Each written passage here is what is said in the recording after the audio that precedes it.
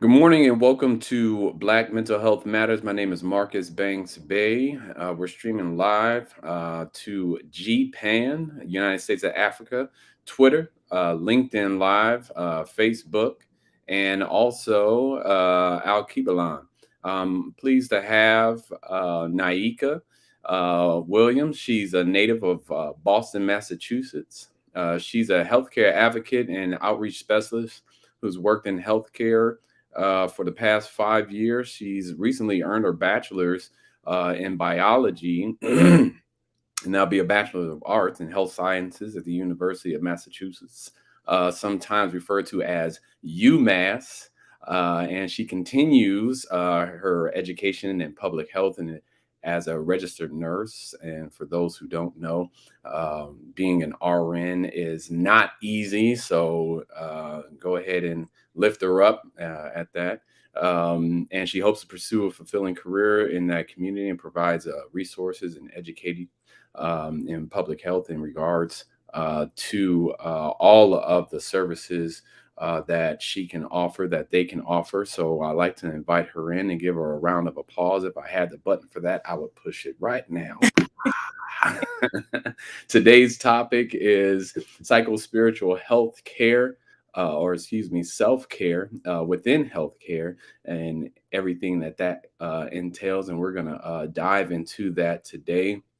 Naika, I cannot speak for you, even though I have introduced you. I like for you to be able to add your voice into this. So help all of our viewers, everybody who's tuned in and logged in, to understand what table you're sitting at, what voice you can bring to yourself here, and help everybody understand who you are today.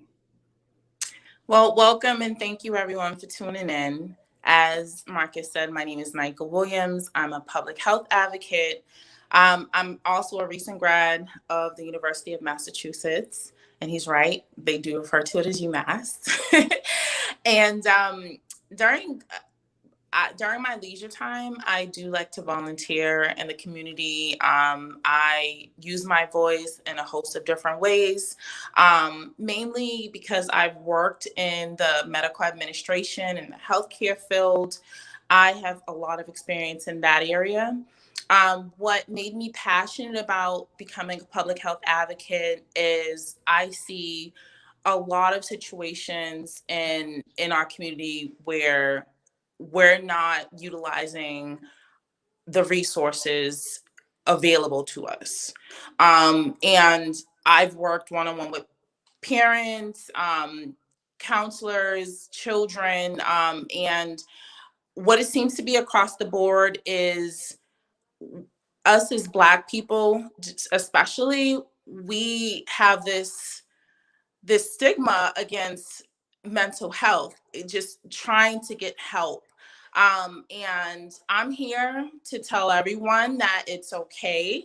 I talk to clients all the time about it. I see a therapist. I think that it's probably the best place to start when you are looking to self-care. I'm sure probably agree with me. You cannot be physically healthy if you're not mentally healthy. You can't be emotionally healthy if you're not mentally healthy. Or as the dialogue we'll be talking about today, spiritual care is extremely important. And it's so important. I can't stress enough about it. I have my own personal experiences with it, and that's probably why I'm super passionate about it, because I can remember, I would say probably, my daughter's 11 now, but 10 years ago, well, 11 years ago, I was going through postpartum. And for Mm, mm, not that is, it's after right. have this beautiful baby and your family, and things are supposed to be going like lovely for you, emotionally, and I would also say spiritually, you may not be where you expected to be at that point in time. And it really dawned on you, because not only are you expected to take care of yourself at that time, but this precious baby and your husband, or whoever your spouse may be, and the world kind of looks at you like, you're a mom now. It's not about you. It's about the baby, and it's like, Yeah. what about me? And of course, you can't be selfish. But what I'm here to let all moms know, and dads, because dads, it can happen to dads too. Postpartum is not, sexist. It can be. Right, right. Genderless or gender neutral. Exactly. It's gender Right. neutral. And it's like, we need to support each other in that way and just let each other know that it's okay, and when to get help. And, I can honestly say I went from not being fond of speaking with a psychologist, and my dad is actually a psychologist. So you can And we're imagine, gonna touch on that, right? Right. he was on me. So But it's almost like you were talking to a psychologist your whole life. exactly. And I thought, I'm fine. I don't need it, but I'm here to tell you. I mean, it changed my life. And not only did I did what I need to do as far as my mental health, but my mom, she's very spiritual.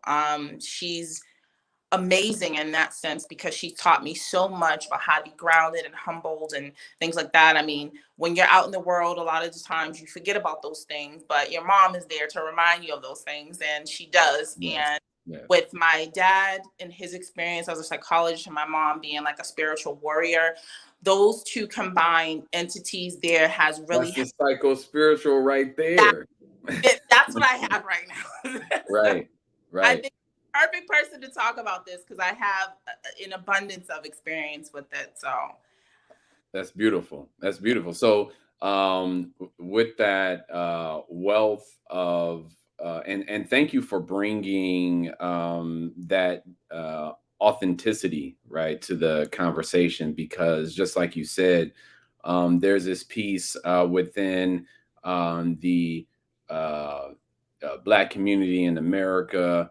I mean, I've met a lot of our people internationally, the diaspora, and there's this piece where it's this unspoken, um, uh, should I say, this unspoken, um, I can't say unspoken dialogue because that's kind of like a double negative, but the reality is that we're not talking about it. And we're afraid to in many times, right? right, Um, but, us having this inviting conversation uh, gives so many the permission to be able to say not only is it okay, but it's kind of normal, right? that's Because the most important aspect of the human function is the brain, right? hmm And so if something happens to the brain, then something happens to your humanity. And so in that respect, maybe there's something about this that we should be taking care of.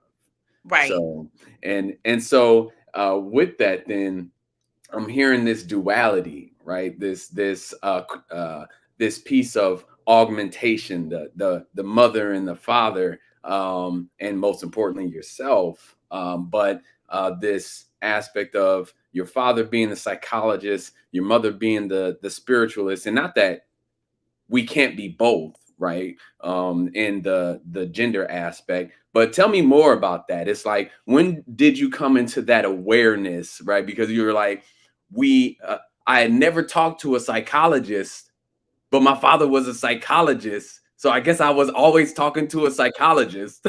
And then your mother being this spiritual person. Tell us more about that. growing up, my mom was the type of person that could tell you what you were going to do before you did it. And I never understood it before, but that mother intuition, that just That like, he's by you. yeah, it was just like, I mean, are you psychic, mom? How do you know these things? And she's the most gentlest person you'll ever meet. She just like has a wealth of understanding and knowledge that it's really hard to get her upset. And believe me, growing up, I probably tried, Right, right.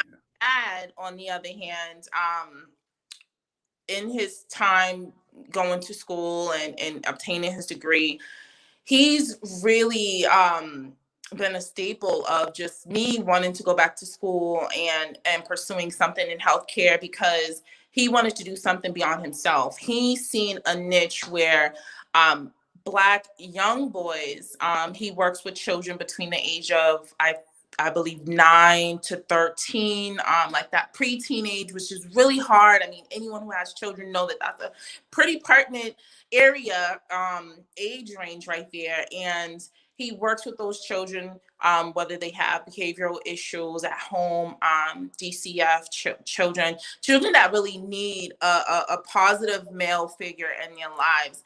And when I seen what he was doing in the community, I was I was in awe of him. I said, wow, this is needed, and you're giving back to your community. What can I do to help?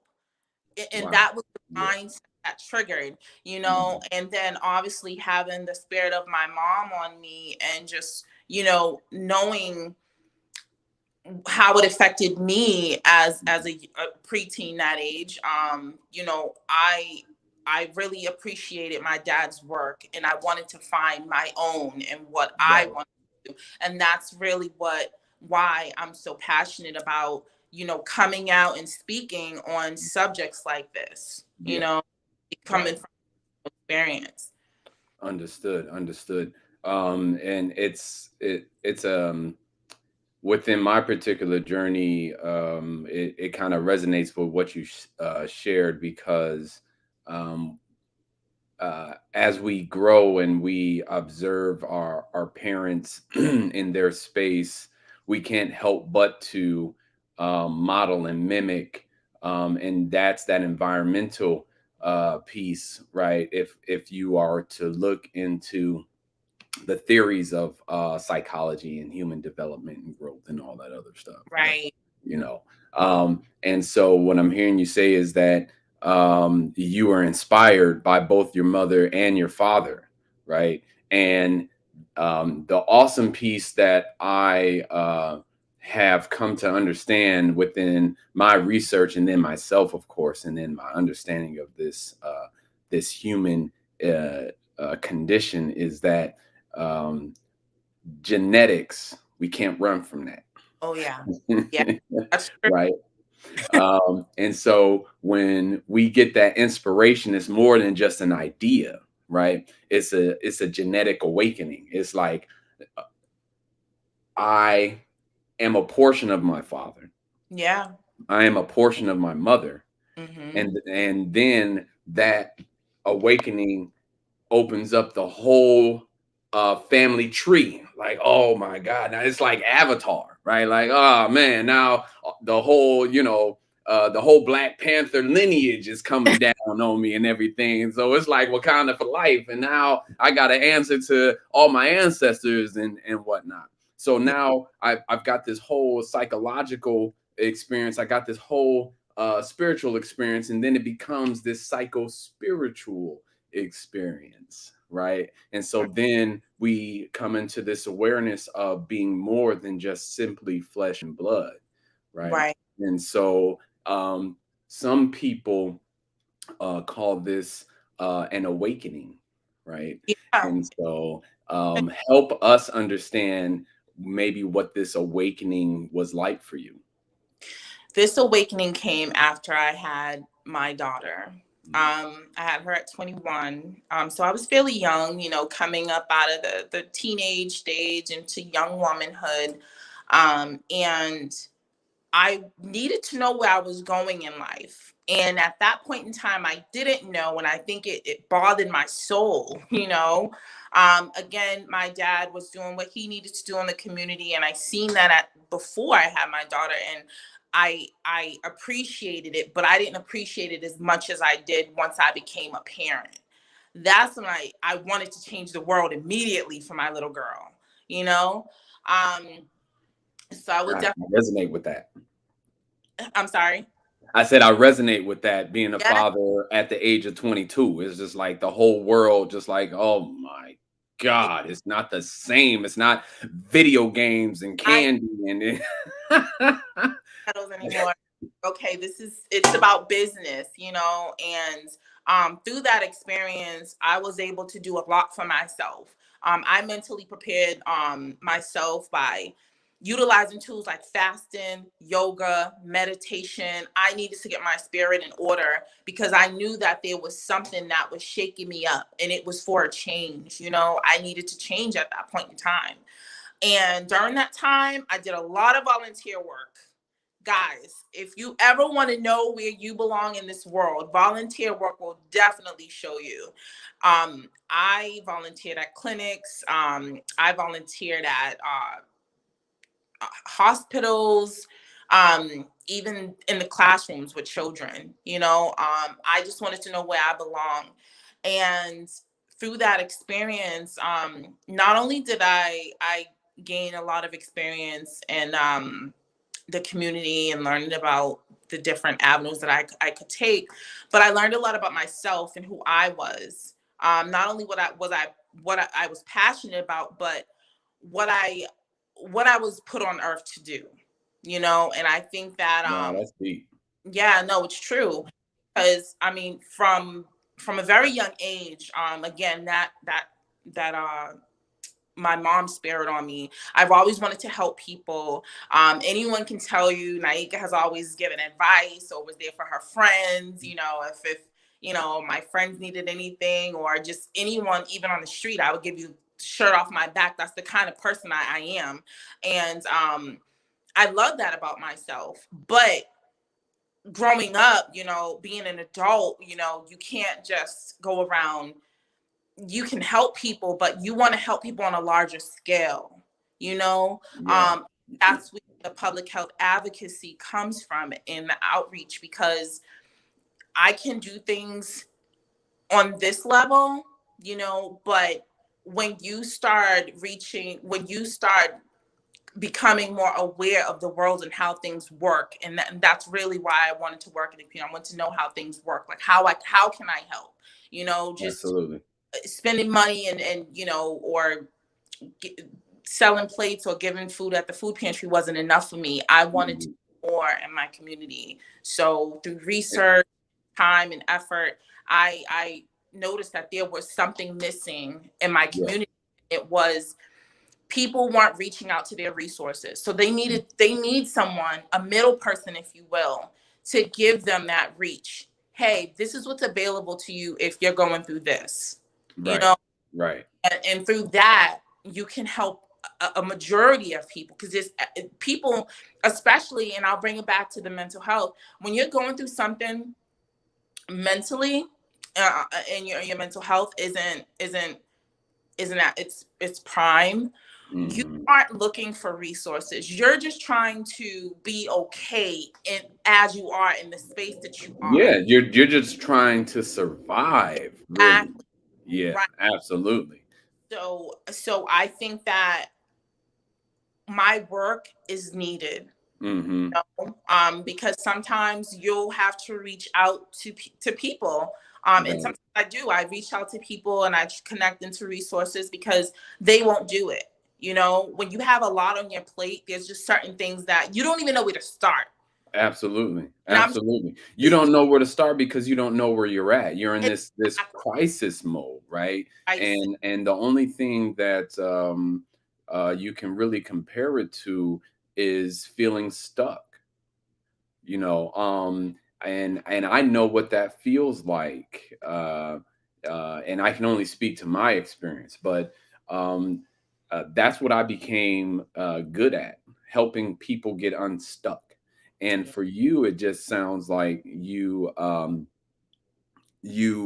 had not only this awakening experience, but you had this calling, Yeah. as many would call it. And so and so with this calling, some would put it in the spiritual sense. It leads people to go down this path, go down this journey, and in some aspects of traditions, they'll say go into a discipleship journey or something of that sort, or in other aspects, it will lead them down a particular career path. And between the two, sometimes it becomes this, excuse me, this, it can feel unfulfilling because you want to do so many different things, right? You want to, like you said, you want to feed folks, you want to house them, you want to, uh, should I say, share your thoughts, share your wisdom. You want to perform brain surgery, you want to do, but that's the psycho spiritual piece of it. Right. And that's the genetic piece of it, Mm-hmm. because you have so many genetic expressions that are coming up now, right? I, Um, and that's the portion of that mother father journey, and what within Western traditions can't be explained, right? right.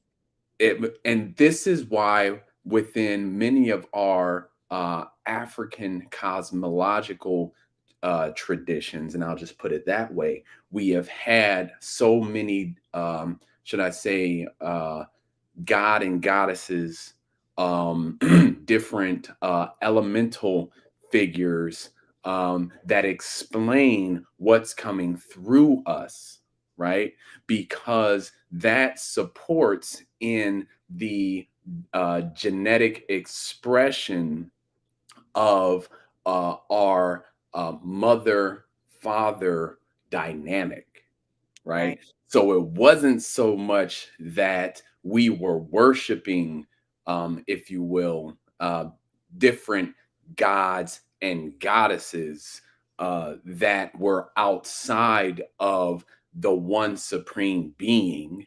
It was that we understood that there were different aspects of ourselves through our ancestral line within our genetic coding that would express itself at one particular time or another. And if we focused on that, we could be the great piano player, or we could be the great brain surgeon, or we could be the great cook, or we could do all of these things instead of just sitting at a desk trying to code and then being like, well, I want to fly an airplane. Well, guess Right. what? You could be good at that too, You can right? tell it. That's Right. absolutely So this is what we're here to talk about: how you have tapped into that great genius self of that mother father African cosmology that has now become Naika Williams. you just blew my mind with your terminology. But yes, I totally agree with you. There's times in my life, throughout my life, when I look back, I'm 32 now, but when I look back at my life, there was definitely in different stages of my life where I've expressed more of my mom's genes than I expressed more of my dad's genes. And the duality, I'm honestly, I'm blessed in that way because both of my parents I look up to. I have the utmost respect for them. Just knowing their trials and their tribulations and what they grew from, and how they raised me, I appreciate that, number one. So I and it honestly helps me on and how I raise my children. So, you can see how, generation and my mom, not to jump from subject to subject, but my mom was raised by a woman who lived to be 117 years old. Wow. That's no lie. I Wow. mean, she was No, in the I newspaper. totally believe you, because I Yeah, did my within our family Bible and history, and I put this in my book. Um One of our great maternal figures, who came from the Nigerian coast, lived to be 115. yeah. So I'm totally with you on that. And in order to be that age, you have to have a special connection with the creator. That's just what it is. Um, Sorry about that. You have to have a special relationship with the creator, and I haven't met her. She passed away when I was really young. But just the stories that my mom and my sister tells me about her, and just how she was and how she was spiritually connected to the earth, and just, she was able to connect with her ancestors. I think that those special moments that my mom was able to witness, just growing up underneath that, all of that wisdom and knowledge, I Yes. think that she brought that into my life, and it just it I'm truly blessed and honored to have that, and I think it helps me to stay grounded, and it just helps me to understand a lot more than I would if I didn't have that experience, with my mom.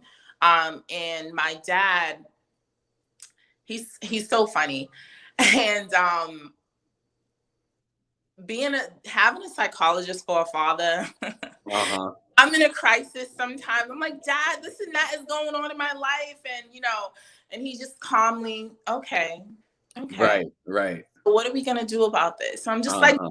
you're not just hear me, Like, this you're supposed to get excited and, like, go in crisis with me and get where's the emotion? right. He's super calm, and then there's times when now I'm the parent, and my daughters are having their crises, and I don't panic. I say, okay, Yep, all right, yep, what are we yep, gonna do yep, about that? Now yep. the roles are reversed, and now Mhm. I'm seeing how he was able to stay calm, even though I was going through the crisis, because both of us going through crisis wouldn't That's help, not gonna help you know, anything, right? right? So it definitely helped me even in my parents, and I see it in my kids all the time. My Mhm. children have a relationship with the creator. My children Absolutely. meditate, will do yoga, How and beautiful is that? How beautiful is yeah, that? they'll ask me tons of questions about the Right. world, you know, and again, it's that genetic expression, Yeah. kind of from my parents. Well, my starting with my mom's grandmother, who lived to be 117, and all that Mhm. wisdom passed down, Yeah. Yeah. Well, you mentioned a few methods that your children and obviously yourself incorporate into a lifestyle. yes, your lifestyle. I heard yoga. I heard meditation. It sounds like your father brought in some mindfulness, right? So, Yeah. right. A lot of our viewers may not have an understanding of these things. And of course, I could break some things down, but I like to hear from you. Meditation. What are some meditation? Let's put it this way. How would you describe meditation, right? And then what tradition are you what tradition um, do you incorporate with meditation? Is it an Eastern tradition? Is there a Kemetic tradition? Is it Hindu or Buddhist? Right? Because there's a lot of different meditative practices. So I I've never practiced Buddhism. Hmm. I did a lot of research on meditation before I started. I Hmm. wanted to know what it was. I took a class on mindfulness. And if I jump back to 11 years ago when I was going through that crisis, the first thing that I wanted to do for my body, because of course my body was going through a lot of changes at the time after having a baby, I needed to eat healthy, Hmm. and that was one big thing of taking care of yourself, mind, body, and soul, eating healthy, or at least eliminating a lot of the junk food. Sure, sure. So along with that, I wanted to do more meditation and yoga and exercise. So I would say before meditation, I started to eat well, eat better, so I can have the energy to do yoga. And I started doing these yoga poses, and I'm like, okay, well, this is great. This feels great, And my yoga is not easy. It's not just oh, like, it's not downward dog and whatever else you see, man. Like yoga right. gets me sweating. Like, man, I'm just gonna have to take the mat pose and just Yeah, so I started with eating healthy. I started doing yoga, and then after doing a lot of research on meditation, I started to practice meditation, and I can tell you, it's it's the tool to your soul. It's the one place where you can sit and calmly think of nothing and just relax, fully relaxing mind, body, and soul, making it one. And in that space, you can do so much. You mm, know, when there's a saying where like silence is more powerful than anything that you can say, I honestly feel like that's true. And even further into that, you being stillness is the key to success. when wow. when Wow. I'm doing so much, and I'm busy. I mean, I'm sure moms and people around the world can relate to this. Mhm. When you're doing so much, your mind is not at ease, so you are not working at your optimal prime. You can't, Sure. because you're here, there, you're giving yourself here, you're giving yourself there. But when you This give, false reality of multitasking. yeah, Right, right. right. When you're like pretty much like giving everything 20 and 30%, but then when you rewind and you're giving yourself 100% of yourself, that spiritual being is being fed, not fed in the the food sense, but you're, Re-energized. yes, you're energizing yourself, and in that state, anything is possible. you know Absolutely. I aced a lot of exams that way. Sometimes Yeah. I study, and I'm not lying. I'm studying the Bible. I Yeah. would not study all the time. Mhm. A single mom, and I have a ton of things to do. So, some of those really hard exams, I would just, all right, I'm gonna try my best and Yeah. meditate before this exam, and And bring that in. I would ace it. And it goes back to what you were saying with that energy and tapping into your Mhm. genetic I'm sorry, biochemistry. You Yeah, know, yeah, absolutely. Right. yeah. Um, it's amazing what you can do. I suggest meditation is a good place to start when you're trying to spiritually self-care. Well, you know what? Uh I'm going to agree because and not that I would disagree, but I'm going to affirm and validate what you're saying because uh, m- meditation is the process of receiving. Prayer is the process of giving, and it's Right. an exchange, right? Um, and that is how we r- express this flow of energy, right? Right. And so when you find yourself in this anxious state or this high energetic state, that's what's happening. You're giving, right? Right. I'm not saying that you're in an act of prayer, but the point that I'm making is that you are um, expressing energy. So Yes. that idea of multitasking and you are spreading your thoughts across many different avenues or streams of thought, if you will, and you're not focused upon one, then you might be believing that you're completing many things at once, but really you are spreading. Your focus across different arenas. And if you were to bring your focus into one particular space, you'd get so much more done in a shorter period of time. Yes.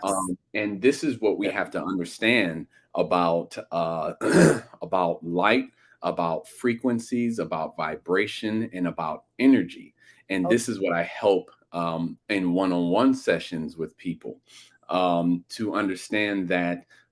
from the universal source of energy. We are light wave frequencies in manifested form, physical form.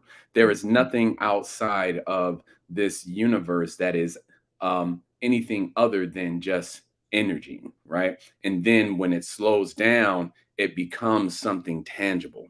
And Mm-hmm. that's what I call the tangible God theory. And when you start breaking this down, people become amazed. I amaze myself. But before I start getting too inflated with things, just Sorry. want to make sure that we're good. That King Kong ain't over there busting down your building. Sorry, internet. You know how this is. No, it's good. It happens because that's where we're at with things. Oh Sometimes yeah. I just like to give it time. But so with this, think about the internet. Think about what they did with the computer. If people understood the computer in its form, when I went into the army when I was 19, I was a computer information systems specialist. And so we learned about the computer from the ground up, if you will. The computer was modeled after the human being, right? It's Right. got a processor, that's the brain. It's got a user interface. It's got a everything that mimics basically a small person, um, but it will never think as quickly as a human being.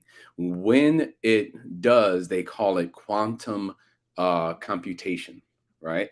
And so when you get to that quantum aspect of things, when light becomes darkness, right? That's really what they're talking about. Quantum mechanics means that something is going at the speed of darkness. Then you start talking about being able to duplicate human thought. Hmm. So when they tapped into the internet, they started streaming information at light speeds. And that's why they called it the Ethernet. They did not call it the internet. So the ether, right, was akin to sending information at light speeds. Now, I'm not going to break all this down right now, right? But the point that I'm making is that this was done back in the 60s. What do you think they're doing now? Right? That's true. So so again, the point is that they have already duplicated and replicated the ability of human thought wave patterns, and Hmm. that's why at this conscious level, we can transmit thought between one another. It's not a spooky thing. So Hmm. when you are receiving light wave frequencies and you're like, hey man, I'm kind of picking up on my mom's. Maybe I should give her a call. You should probably give her a call, Right. right? Right. No, I Because totally there agree. is Yeah. this is real. This is tangible substance. This is light. This is thought. There is nothing spooky about this. And this is what I put into my book. And that's what they were trying to describe in the theory of quantum entanglement. And the only thing that they were writing on the board is the computation of human thought called quantum entanglement. This is psycho spiritual. This is my first time hearing of this. This is very interesting. But as you broke it down, I do experience a lot of the time, thinking of someone and then they give me a call, or having a Bang. dream about something and then it Mhm. actually happening. That's happened to me actually Right. way more often than not recently. Mm. And I totally agree. I mean, there's something to it. Mhm. There's times, I'll give you an example where I'll literally have a dream about something, and then the next day, or maybe even within that week. Actually, I have a perfect example. Okay, So let's hear. the other day, well, last week, my grandmother, I love her to death. She's in a nursing home right now. She has dementia. Um, and I'm sorry to hear. I visit her often. Mhm. But I had a dream about her one day, and the dream scared me so much that I went to go see her the next day. So in the dream, I was with my aunt, and I was feeding my grandmother, and she was on the couch, and my aunt said she was going to the restroom, so she went in the restroom and she locked the door, and then my grandmother just started sinking in her chair, and I'm screaming and I'm asking my aunt to help me because I'm trying to pick her up. My grandmother's a big woman, and she said, you're just gonna have to do it on your own. She just kept saying, you're just gonna have to do it on your own. And I'm thinking to myself, like, why would you say this? You know, something's obviously happened to her, because her face started to twist like she was having a stroke. So I woke up, it was like 2 in the morning. I woke up, I couldn't go to sleep. My grandmother's my heart. So the next day I went to go see her to make sure she was fine. So I spoke with my other aunt, not yet the aunt that was in the dream. I spoke to my other aunt, who's also her daughter, and she, we was just talking, and just in the midst of the conversation, she said, oh, well, I spoke to your aunt the other day, and she was saying that she has to keep up on the payments of the insurance for your grandmother. And Mhm. she mentioned that the other day she was at the nursing home, and she was feeding her, and your Mhm. grandmother just like blacked out, and she Oh, sunk in goodness. her chair. And I was like, What? hold on, can you tell me that again? And she Yeah, said, yeah, yeah, she was absolutely. feeding her, and she just Yeah. started like, she just like I guess she fell asleep. So she ran So, into the area where all the nurses were, and she said, you know, hey, she's screaming just like I was screaming in the dream. And she was, yeah, come help me, come help me. And then they ran in and they woke my grandmother up. She was like, oh, she just fell asleep. This yeah, is part of the, yeah, the medication that she's taking. But when I heard that, I was just like, wow, I literally had a dream the same day absolutely. that had happened. So my dream was Tuesday night. That happened with my Uh-huh. aunt Wednesday. And I would love to see any comments, anybody who is watching, who has had some coincidental, if you will, because I can't call this coincidental because I have all types of examples of these things, these instances. So if there is anyone, should I say, some of our viewers who have had some of these instances, please put them in the comments because that right there. I can't call it coincidence because it's not coincidence when something on that large of a scale happens to a T, and you receive the imagery of it, right?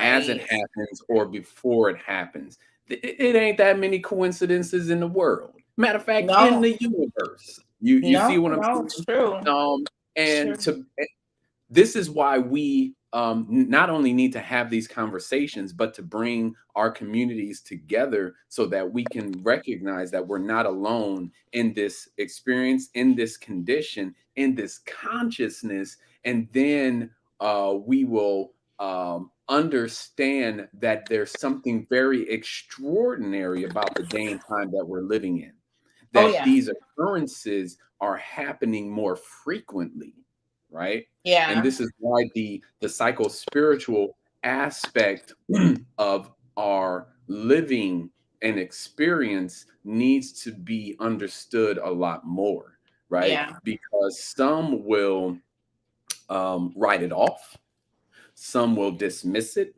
and so much to the point that they won't pay attention to the signs and the signals when it comes down to making particular decisions within their Yeah. lives, Yeah, right? that's And true. feeling empowered, like, well, you know what?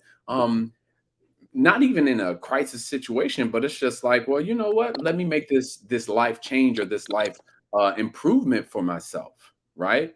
Yeah. Using their intuitive response. Mm-hmm. And I'd have to say that for myself, my life has only improved, right? Mm-hmm. Based on my intuitive response and not my reactions, right? Right. Like receiving these, if you will, messages from the creator, because that's the only way I can describe it.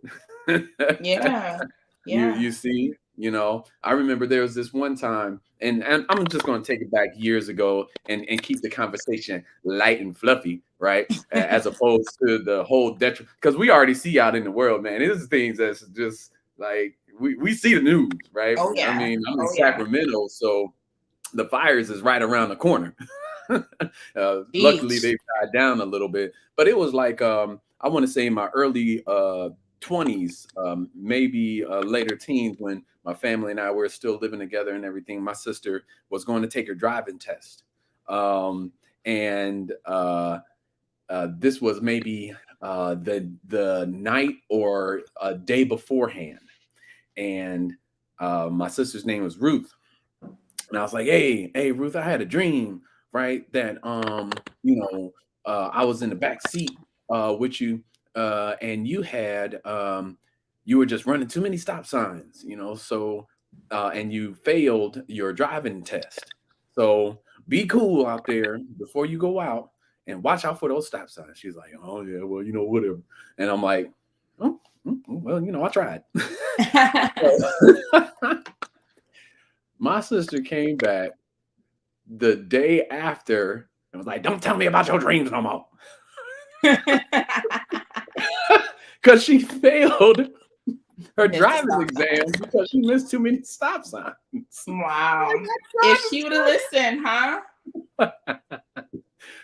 so with that, right, we have to recognize not only our connection, but our extraordinary abilities, our interconnectedness, and the fact that, hey, there is something greater than us and something Oh that yeah. we can tap into, Hmm. and we don't have to call it coincidence.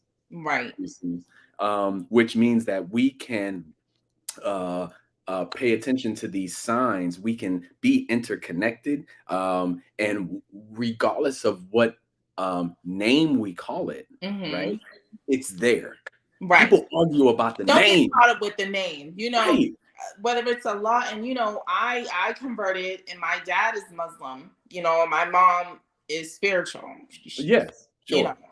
and I have a lot of family members that are Christian, and one thing that I don't do with anybody who's into a specific religion is argue with them. My sister studied Buddhism for years, and what I've learned from all of those experiences, just being around Christians, Muslims, Buddhists, people who believe in spirituality, is it's all the same in a sense. And when we sit here and we worry about, well, who brought the message, let's just get the message, let's not worry about who brought it, Absolutely, because I absolutely. do believe in a lot of, this is borderline, so Sure. I do believe that, especially now, there is a lot of prophets in the world, and really what it is messengers, people that have something to say and get it. Angelos, right? Yes, That's just a and that's Latin all it term is, for messenger. that's it. So I'm just, and I just feel like we shouldn't get caught up on that, and we I should mean, like, how many different dialects are, let's say for instance, how many different dialects are within the Chinese language, right? Let alone on the African continent, just tribal languages within themselves. And then we're right, talking about different ethnicities, different um so as a spiritual individual, as a faith leader, as a chaplain, right? I was raised Muslim, Moorish American, within the Moorish Science Temple. I still hold that identity as a Moorish American. I have gone through many different traditions as a, if you will, wisdom instructor is where I have landed at. I can take individuals on whatever journey to help them find the creator. I am right, sound in my faith, right? But again, there is so much outside of me. Who am I to say what's on the outside or the inside of them? right, You see, right. that's not my job. No, it's not. You're right. You're it's right. it's for me to facilitate and help them understand their relationship to the creator. Right. You see? Right. So, and especially when it comes down to this idea of giving or taking life in the name of. Right. Right. You see? Right. So No, I do. that's where I've landed on things. And I'm only 41. I might have another 41 years to figure the rest out. Yeah, I mean, seek knowledge from cradle to the grave, you know? Right, right. And Yeah. that's if I'm praying and eating right and practicing this holistic aspect of things. So Yes. let's Staying jump into that, focused. right? Hmm. What does that whole holistic health look like for you, your family, and your life?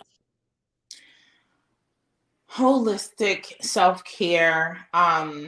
Again, I'll bring it back to eating healthy. Mhm. I mean, your body is a vessel, and what you feed it, just like what you feed your car. If you feed your car oil, it's not gonna be as productive if you give it that 93, that good gas, you know. Hey, I put And that 91 in there. I know it could take 87, but it really gets some get up with that 91. right, right. So, just in that aspect of things, I think of my body as a temple, and I try to really, not eat anything that I feel would make me sluggish. I want to have energy during the day. I don't want to eat Mhm. too late. I don't want to have too many fried foods, greasy foods. So eating is like is one of the. I mean, again, you can't have one without the other. Eating is definitely one. Sure. Two is finding a space to be okay with who you are, and that's part of being mentally healthy. Mhm. Just affirmations daily. Writing it, what I mean, I like to write in my journal. Everyone has Yes. different things. Yes. Find your niche that helps you Mhm. get through these days, Mhm. because at the end of the day, and again, this goes back to just changing. I mean, one day I like to sing, one day I might want to write. Just find Yeah, a hobby, absolutely. or something that's gonna help you, uplift you spiritually. Yes. you know Yes. um Yes. and I could say this as I don't identify as a Christian, but I can tell you, when I hear them sisters sing, that Look, that uplifts my when spirit the all the creator speaks through you in whatever form Yes. and fashion, you just look. I'm not even gonna play with it, but look, I done heard them too. Look, I sing Yeah. tenor, baritone, and bass, but when I keep my children in mind, man, I'm all over the place. They're like, man, calm your voice down, man. Like, look, you can't feel that. Yeah, so find that niche, find something that uplifts you.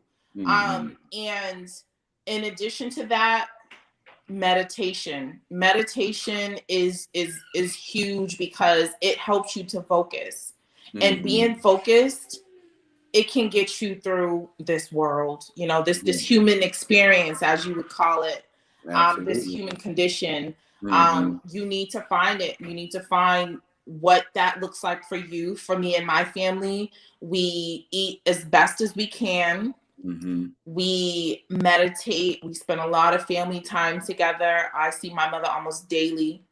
That's healthy. That's Oh so yeah. good. Yeah, we do a Mhm. lot of family stuff together. And I'm That's on the good. phone with her, like, Mommy, the kids did this. What should I Yeah, do? I'm always yeah, seeking her advice for yeah, everything. right. And it keeps the family unit healthy. My father, Mhm. he comes and get the kids. We do things all the time together. And, it's beautiful. Everybody needs family, friends, love. You know It's what? so important for your spiritual health, honestly. I totally agree with you. In my book, and I'll put the link here because it's finally going digital. You can go to the store. It's actually discounted, but the premise of my book is uh, finding purpose, right? Through faith, family, friends, fitness, and finance. And really, in this contemporary way of living, through this research method of, if you will, the neuropsychology of self discipline, um, we are driven by purpose. And then a lot of people, it's difficult for us to find purpose. Yeah. And Right. what it boils down to are those things that keep us focused, as you put it, right?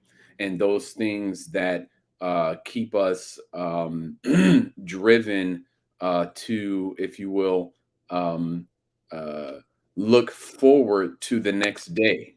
And if Yes. we aren't nurturing these relationships in healthy ways, then we begin to lose hope, Yeah. right? So, my chapters help the reader reorient themselves to the importance of these things.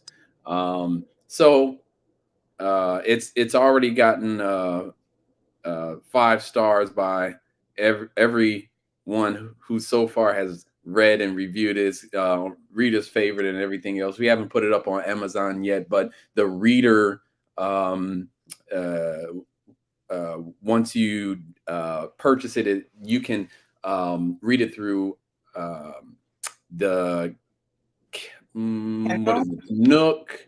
Um, it looks like jumbled in the Kindle because I already tried it and I didn't want to push that. It's the Nook and like Apple Books and the other readers outside of the Kindle. So I just wanted to make everybody clear of that. Don't try to put it in your Kindle. It's going to look like I didn't know what I was doing on my editor. It's like, why are these words and everything? No, that's not us. That's the Kindle. Okay, but the point is that uh, uh, take advantage of that because it shares a story and it really helps open your perspective up to integrating this psycho spiritual model. So I just wanted to give folks that opportunity and yourself as well, Oh right? yes, I'll be getting the Yeah. book. So, as we are closing out with our last 3 minutes, I wanted to give you the opportunity to share what else you have going on and some things for us to look forward to in your life and your endeavors. Well, Mr. Marcus, I do see that um, authoring a book coming soon. I'm All actually right. writing something myself. There we go. That will be on my LinkedIn page probably sometime next year. There we go. I want And I've got the relationships and I yes, will, yes, link you yes. in. All right. I want to talk about friendships, relationships, and just how they relate to our health.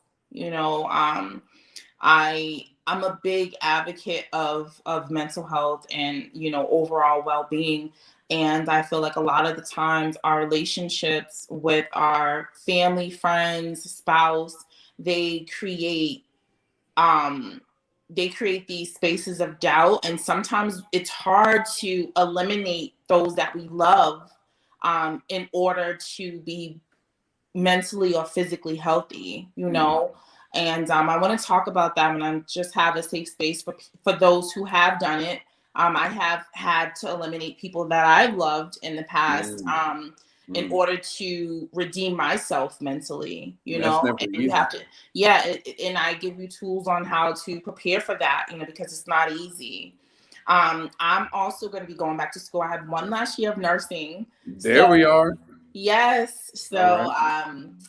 so that's coming soon. That's something that I'm working on. I'm still going to be in the public health sector of things, but nursing is something that I've wanted to pursue for a few years now. So I'm glad I'm in my last year.